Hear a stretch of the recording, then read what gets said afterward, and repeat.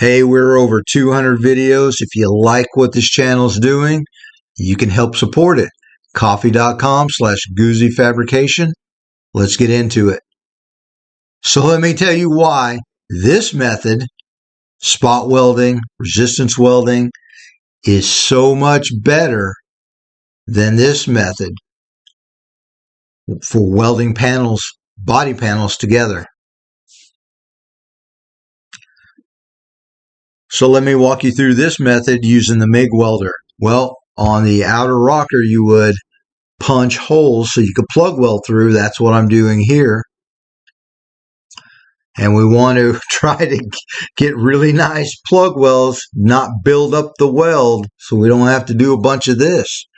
Well, we were able to get really nice welds through fit up and prep, but we're going to come back and we're going to knock the tops off of these, because what we're basically trying to do anyway is replicate a resistance weld or a spot weld. That's what would have happened from the factory. That's how this pinch weld would have been performed. And we're trying to replicate that. Okay, so we're going along doing that. Now you got to keep in mind, we're going to go through 3 or 4 steps because we're going to do the best job we can. This video isn't just for like half-baked stuff. We're going to make things look nice. And I want you to do that and follow that on your projects also. Keep that mindset. How can I do this the best way I can? Okay, so the next step is flap wheel, probably 60 grit. We're dressing that down a little bit better, a little bit nicer. Then we're going to come back with an orbital mini DA and finish this thing off. And it'll look like a resistance welded part. But let me explain why using a spot welder is a lot more beneficial. Okay, for one thing, materials. All those steps, I used a lot of materials. Different materials. Materials are very expensive these days. If we can lessen that cost, man, we're further ahead. Okay, so another reason. There's going to be fit up and prep involved with the spot welder, but look how much faster I can accomplish this. It's going to be a much cleaner job. It's going to look like the factory when I'm done with very minimal, if any, cleanup.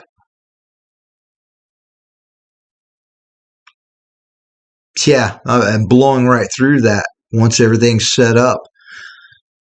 Now, another benefit is doing clean work.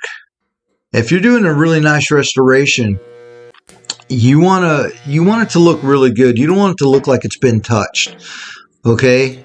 Spot weld, you're not going to be able to tell that this bracket's been removed and replaced. Yeah, it doesn't get better than that. Now, if you MIG welded that around that, well, yeah, you've got work and you're probably going to be able to tell. Okay, so I want to walk you through how to use a spot welder, fit up, prep. We're going to attach some parts. Let's get into this. So we're going to do a mock-up, get that thing seated in the vise, clamped firmly into place, and then we're going to be putting marks where we're going to be using the resistance welder. Now these parts have an EDP coating, and the resistance welder really doesn't work well through that, so a small amount has to be removed down to bare metal. And we're going to be prepping all of this. Now we're marking the back side. That's going to be the actual mating surface. But we have to use a weld-through primer. Now this weld-through primer has zinc in it, and that's one of the best things to use for bare steel. And that's going to allow the resistance welder to work properly. And we want to do a really nice clean job, so we're just masking this off. This is going to be the mating surface or assembly surface, and we've got a nice get it clamped back into the original position.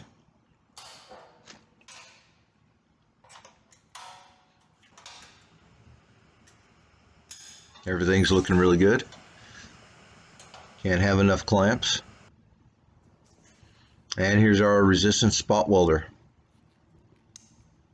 And before I start, that little, you see a little black on the tong into the tip of the tongs, we're going to clean that. And the way this works, you clamp it in to the surface.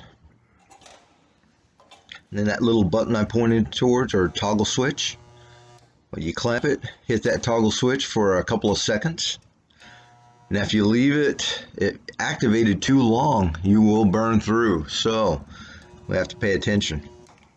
A few seconds, that's all it needs, all required.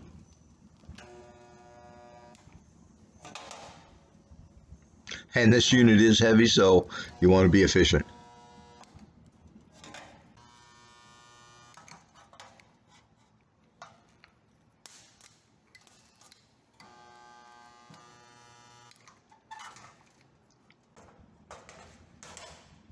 And here's a little bit better shot on the home stretch. Let's clamp and activate. See it turn cherry red there for a second, and that's when you want to stop. You always want to wear goggles or a face shield.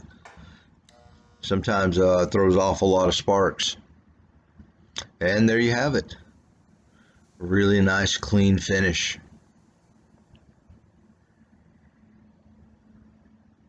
And the alternative is to use a MIG welder or TIG weld this together. But this method is much, much faster and much more clean. You don't have any cleanup. There's the shot of the backside. You can see we have full penetration.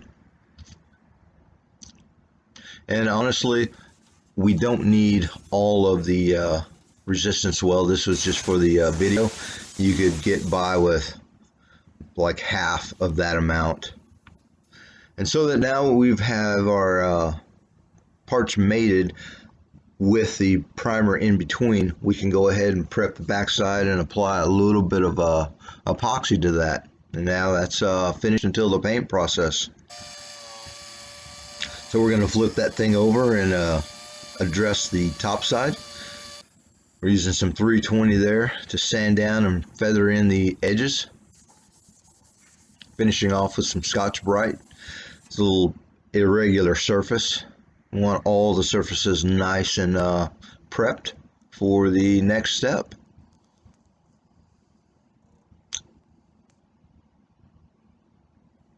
And if you want, you can come back with a little bit of filler and take care of those minor indentions.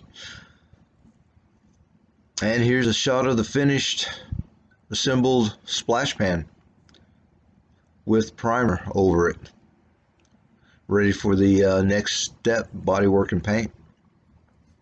Really nice clean finish. Really like the resistance welder. So there is a limiting factor using a spot welder, and that is tong length, the depth at which you can reach where you need to weld. But hey, that can be overcome. They sell longer tongs that you can replace your existing tongs with, and different configurations. There are a lot of them. Check them out. Now, the purpose of this video isn't to say, hey, you know, this tool replaces every tool. That's not it. What I want to do is arm you with information and put more tools into your toolbox so you can perform faster, cleaner, more professional results, and hopefully spend less money in materials. So this unit I picked up at Harbor Freight. You don't got to spend a ton of money, probably $250, $300. The extra tong, add another 60, 75 bucks, under 400 bucks. Definitely well worth the investment. And that's what you want to do. You want to think of things as investments.